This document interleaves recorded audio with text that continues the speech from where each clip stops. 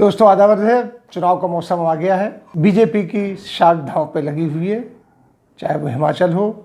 गुजरात के चुनाव थोड़े आगे बढ़ गए हैं, जैसे सबको खबर मिल गई होगी। और लेकिन उन्होंने गुजरात का चुनाव, ख़ास तौर पे जो गुजरात लॉबी पूरे देश पर शासन कर रही है, उसने अपनी इज्जत का प्रश्न बना लिया, जिसको कहते हैं नाक का बाल बना लिया है।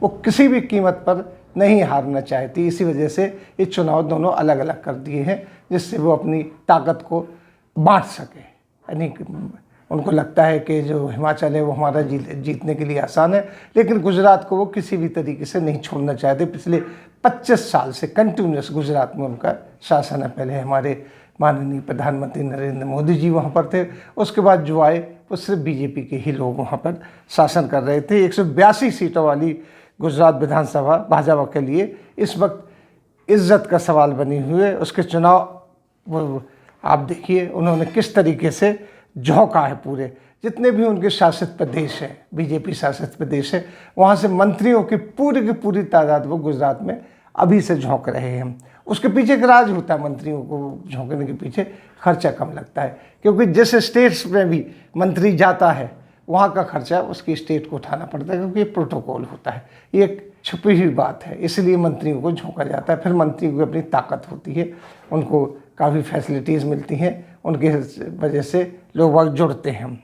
उन्होंने जो पूरे के पूरे बीजेपी ने जो है जो उनकी चाणक्य हैं, उन्होंने गुजरात को 4 हिस्सों में डिवाइड किया है, जिसमें उत्तर, पश्चिम, मध्य और सौराष्ट्र, इन 4 हिस्सों में उसने बीजेपी को डिवाइड किया है। तो यूपी, महाराष्ट्र, राजस्थान और मध्य प्रदेश के मंत्रियों को सौराष्ट्र, पश्चिमी गुजरात, उत्तर और मध्य गुजरात में उनको झोंका जा रहा है। बाकी कांग्रेस की ने जो सीटें जीती हैं पिछली बार, क्योंकि दूसरे नंबर की पार्टी वहाँ टक्कर देने वाली कांग्रेस ही है, जो इस बार भी टक्कर देगी, क्योंकि इनकम्बेंसी है। और दूसरी पार्टी वहाँ पे आई टक्कर देने के लिए, वो आम आदमी पार्टी है, लेकिन अभी उसके पैर जमे नहीं है। वो सिर्फ 1-2 कॉरपोरेशन में ही उसने अपने आदमी जिताए हैं, लेकिन अभी इस पूरी तरीके से वो काबिज नहीं। लेकिन केजरीवाल उनकी पूरी की पूरी जो है ताकत वहाँ पे गुजरात में उन्होंने भी झोंकी हुई है। उत्तर प्रदेश के जो मुख्यमंत्री हैं योगी आदित्यनाथ सरकार के मंत्रियों को कांग्रेस के नियंत्रण वाली सीटों की जिम्मेदारी सौंपी गई है। एजेंसी के अनुसार, जो अगर एजेंसी की देखी जाए खबरों को, तो सूत्रों ने बताया कि स्वतंत्र देव सिंह को अम्बासा, मांडवी को भुज, अंजर गांधी धाम और रापड़ दिए गए हैं, ये सौंपे गए। राज्यसभा सांसद जो लक्ष्मीकांत वाजपेयी को जूनागढ़ क्षेत्र के प्रभारी बनाया गया है, ये इस तरीके से डिवाइड किए। बीते विधानसभा चुनाव में कांग्रेस ने जूनागढ़, विश्वधार, मंगरौल, मनोदार ये सीटें अपनी दर्ज की थी, जबकि भाजपा यहाँ केवल केशोद सीट ही जीत पाई थी। ये इनका वो था वहाँ पे। एमपी के नेताओं यानी मध्य प्रदेश के नेताओं को मध्य क्षेत्र की जिम्मत सौंपा गया है। सूत्रों के मुताबिक अगर देखा जाए तो अनुसूचित जाति जनजाति के ध्यान में रखते हुए मध्य प्रदेश के 2 नेताओं को 2-2 सीटें दी गई हैं। मध्य गुजरात में 7 जिले हैं और यहाँ के 37 सीटों को भाजपा का शासन है।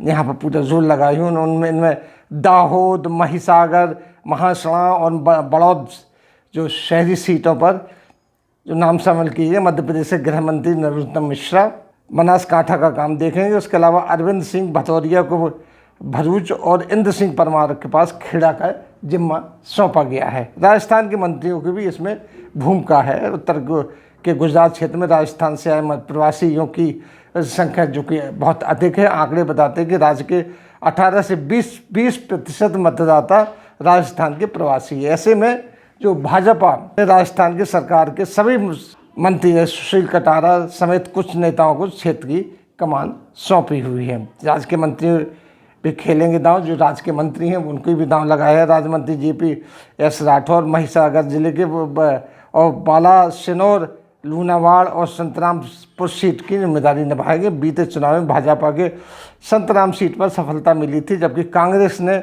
बलसीनोर की सीट जीती थी। लूनवाड़ा सीट निर्दलीय उम्मीदवार के खाते में आई थी। राज्य मंत्री दयाशंकर सिंह राजकोट की जिला देखेंगे।